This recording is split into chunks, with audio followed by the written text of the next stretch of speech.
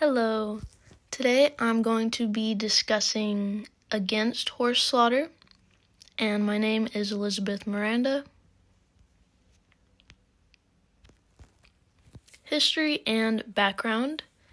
The consumption of horse meat dates back to prehistoric times over 400,000 years ago. Prior to the introduction of the automobile, horses were primarily used as a means of transportation. Legislative milestones include 1998, when California passed Prop 6, which banned horse slaughter for human consumption. And in 2007, when the last U.S. horse slaughterhouse was closed. And here in the image, you can see the different kinds of horses. The Arabian, the Turcoman, the Karabakh, the Berber or Berber, the Anglo-Arab, and the Thoroughbred. Moving on to ethical aspects. For those concerned with the ethical implications of horse slaughter, the act is inherently inhumane because of flawed slaughter methods that prolong suffering and poor transportation for horses on their way to slaughter. Others believe that horses should be viewed as companions as opposed to food. Proponents of horse slaughter argue that slaughter can resolve abandonment and neglect scenarios. This is the reality of what horse slaughter is and the steps. So yes, the horse slaughter pipeline, and every day 50 American horses are trucked abroad and slaughtered for human consumption. No horse is safe until Congress passes a permanent ban. Step 1 is the horse changes hands. Step 2, the horse is brought to auction. Step 3, kill buyer purchases horse at auction. Step 4, horse is trucked up to 28 hours to slaughter plant in Canada or Mexico on an agonizing journey without food, water, or rest. Step 5, if horse survives transport, he or she is slaughtered upon arrival at the slaughterhouse. And the final step, horse meat is shipped overseas where it is eaten.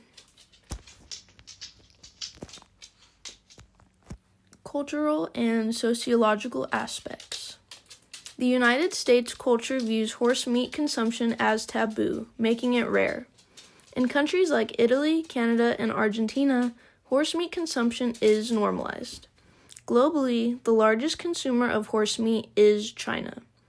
Chinese dishes that include horse meat are some dumplings, stir fries, and sausages. In Chinese medicine, consuming horse meat is considered to be beneficial for energy.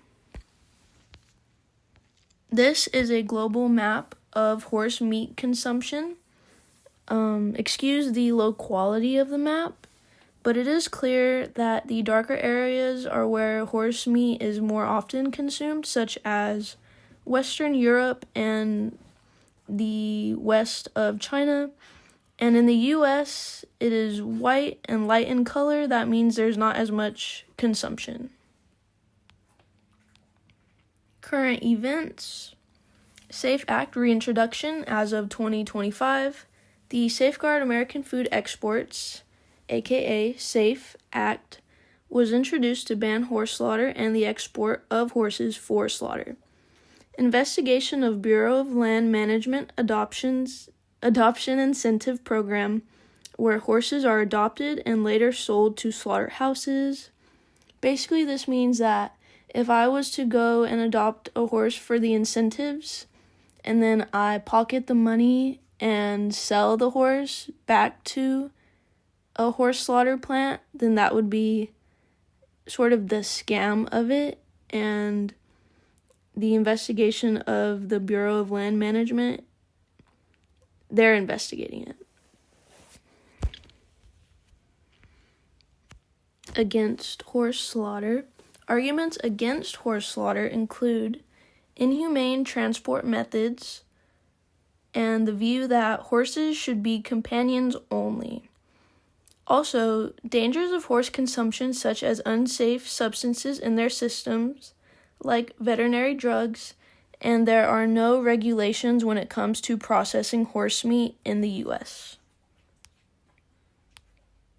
My informed opinion. Based on my research, I'm extremely against horse slaughter because I think horses should be companions above all else.